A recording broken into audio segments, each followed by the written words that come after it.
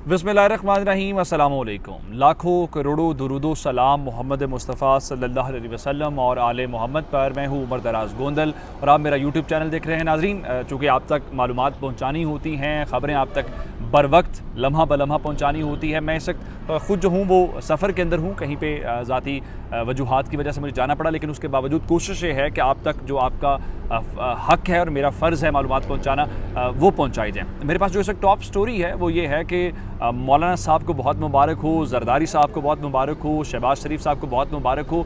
जो कार्ड वो इमरान खान के ख़िलाफ़ इस्तेमाल करते रहे हैं, जिस चीज़ को भड़काते रहे हैं, उनको मुबारक हो कि अब वही उनके गले पड़ने वाला है। और जो TLP पाकिस्तान है, तहरीक लब्बैक वाले हैं, वो मैदान में आते हुए नज़र आ रहे हैं। किस तरीके से, क्या आखिर वो स्ट्रेटजी है, क्या वो करने जा रहे हैं, ये पहले नंबर के ऊपर बात करेंगे। और दूसरे नंबर के ऊपर चल के पाकिस्तान की अदलिया के मुतालिक आजकल बहुत ज़्यादा सवालात हो रहे हैं कि रात को अदालतें क्यों खुली, सो मोटो क्यों नहीं लिया गया, फ़लाँ केस के ऊपर जल्दी फ़ैसला क्यों नहीं हुआ। ये एक सॉफ्ट तरीके से बातें हो रही हैं। लेकिन आज तहरीक इंसाफ ने नहीं, मैं आपको ये बता दूँ, तहरीक इंसाफ ने नहीं, बल्कि आज अदलिया को लेके वो अल्फाज या वो लबो लहजा इस्तेमाल किया गया है जो आम तौर पे माजी में नहीं होता। और ज़ाहिर बात है, जुडिशरी भी वो एक्सपेक्ट नहीं करती, ना उसकी वो आदी है।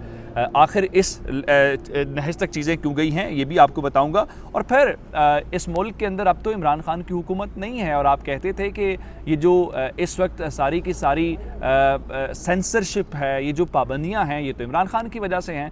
लेकिन ये मुल्क के अंदर सहाफ़ियों की शामत किस लिए आ गई है, सहाफ़ियों के घरों के ऊपर छापे किसने मारने शुरू कर दिए हैं, और छापे मारने वालों को वजाहतें क्यों देना पड़ गई हैं, ये तमाम डिटेल्स आपके सामने रखेंगे। लेकिन अगर आपने अभी तक चैनल सब्सक्राइब नहीं किया और आप चाहते हैं कि आपको मुस्तनद और बर वक्त खबरें मिलती रहें, तो हमारा चैनल सब्सक्राइब कर लीजिए, बेल आइकन के ऊपर क्लिक कर लीजिए, ताकि हमारी आइंदा आने वाली वीडियोस बर वक्त आप तक पहुँच रहे। हुआ यह कि एक ऐसा मामला जो ताल्लुकात से मुतल्लिक था, फ़ॉरेन पॉलिसी से मुतल्लिक था, उसके ऊपर सियासत की गई। सियासत से मुराद ये था, जिस मौके के ऊपर आपने हुकूमत के साथ और रियासत के साथ खड़े होना था, आपने उस कार्ड को इस्तेमाल किया जिसको आप मजहबी कार्ड कहते हैं, खामोशी के साथ। और आपने ये कहा कि इमरान खान ज़्यादती कर रहे हैं, इमरान खान जो हैं वो एहतजाज का हक़ ले रहे हैं, और फिर बहुत सारी ऐसी बातें की गई।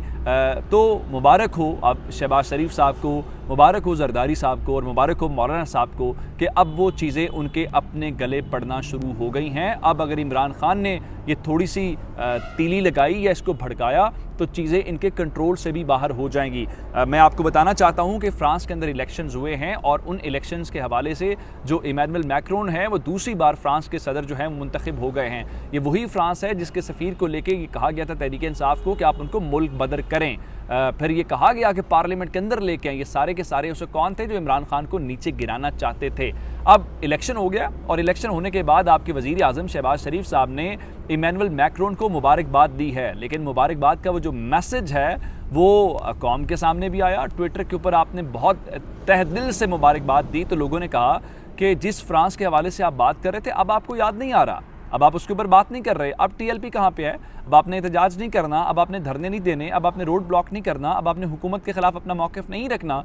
तो एक अवामी दबाव था, सोशल मीडिया के ऊपर चीज़ें बहुत हुई। उसके बाद आज 28 तारीख को तहरीक लब्बैक वाले मजबूर हो गए हैं, और तहरीक लब्बैक वाले खुल के मैदान के अंदर आ गए हैं, और वही लबो लहजा है, वही तरीक़ाकार है। लेकिन इस बार इमरान खान के ख़िलाफ़ नहीं है, बल्कि इस वक्त उनके ख़िलाफ़ है जो इनको इमरान खान के हवाले से भड़काते भी रहे, सपोर्ट भी करते रहे, और बिल्कुल माजी से हट के। अब सूरत हाल इस वक्त ये है कि वो जो मुबारकबाद दी आपने, उस मुबारकबाद के ऊपर बाकायदा तहरीक लब्बैक पाकिस्तान की जानिब से एक एलामिया जारी किया गया है। उस एलामिया के हवाले से शहबाज शरीफ की मजम्मत की गई है।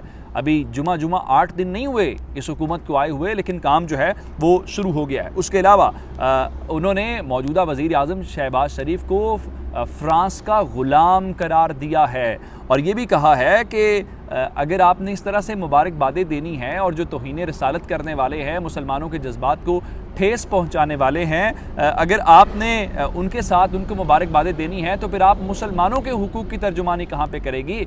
इसलिए आप मुसलमानों के जो है वो तर्जुमान बने, ना कि अग़यार के ग़ुलाम बने। अभी ये पहला मौका है, अभी ये पहला स्टेप है जिसके अंदर जिसको आप कह सकते हैं कि ज़बानी कलामी थोड़ी मजम्मत की जा रही है, कंडेम किया जा रहा है, अग़यार का ग़ुलाम करार दिया जा रहा है। अगले मरहले के अंदर चीज़ें थोड़ी और ख़राब करेंगे वो और बाहर निकलेंगे, फिर आप क्या जवाब देंगे? इमरान खान भी आपके ख़िलाफ़ होंगे। तो अब चीज़ें जो आपने फसल बोई थी उसको काटना शुरू करें और तैयारी पकड़ें। अब आते हैं अदलिया के हवाले से। पिछले चंद दिनों से पाकिस्तान तहरीक इंसाफ जो है और इमरान खान जलसों के अंदर बहुत सवालात कर रहे हैं। वो ये पूछ रहे हैं कि रात को अदालतें क्यों खुली, वो पूछ रहे हैं कि सो मोटो क्यों नहीं लिया, वो पूछ रहे हैं कि जब ये लोटे बिके हैं इनके हवाले से सदारती रेफरेंस आपकी अदालत में पड़ा हुआ है, अदालत छुट्टियों में क्यों चली गई है, अदालत ने ये ईद के बाद उसको रेफरेंस को समाअत के लिए मुकर्रर कैसे कर दिया। ये बड़े सॉफ्ट सवाल है, मेरा ख्याल इस पर अदलिया भी माइंड नहीं करेगी। ये तो हम जैसे अदलिया पूरे मुल्क में जिसको चाहती है बुला लेती है और वो पूछते हैं जी आप बताएं जी आपकी कारकर्दगी क्या, आपको हटा दें, आपको जेल में डाल दें, तौहीन अदालत, ये मामूल का तरीकाकार है। मेरा ख्याल है इसके ऊपर तहरीक इंसाफ वाले सवालों के ऊपर उनको गुस्सा नहीं आएगा, लेकिन आज थोड़ी सी सूरत हाल गड़बड़ हुई और थोड़ा सा बुरा लगेगा।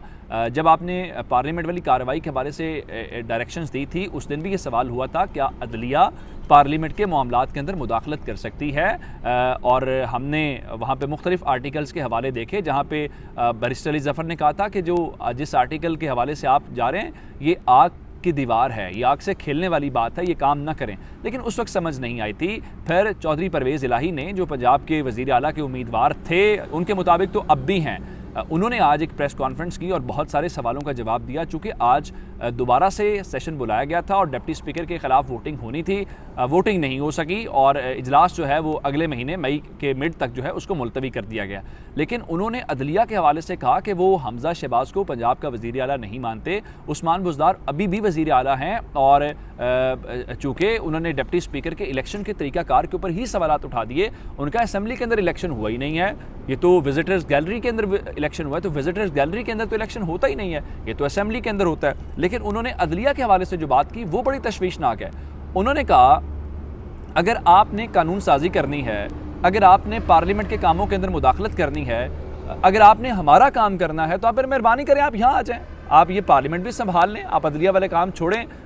अब ये बड़ी डायरेक्ट सी लाइन है, इससे पहले ऐसा नहीं हुआ। अब इसके ऊपर अदलिया के रिएक्शन क्या होता है, क्योंकि आज रात 12 बजे तक की वो वहाँ से डेडलाइन थी लाहौर हाई कोर्ट से हमज़ा शहबाज के हवाले से कि आप जो है वो हल्फ लें, गवर्नर को कहा गया, लेकिन गवर्नर ने आज भी हल्फ नहीं लिया, जिसके बाद खबरें ये हैं कि वफाकी हुकूमत तो आर्टिकल 6 का सोच रही है और मैंने आर्टिकल 6 के मुतालिक आपको बताया था। लेकिन असल बात इस वक्त ये है कि सूरत हाल थोड़ी सी और जो है वो गड़बड़ होती जा रही है। मुखालिफ जो आवाज़ है, जो इख्तलाफी आवाज़ है, उसको बर्दाश्त नहीं किया जा रहा। इससे पहले इमरान खान जो हैं उनको ऑफ एयर किया गया। वजह क्या थी जी? वो कहा जाता है जी वो प्रो इमरान खान है तो इसलिए उनको स्क्रीन से हटा दिया गया। चलिए ठीक है।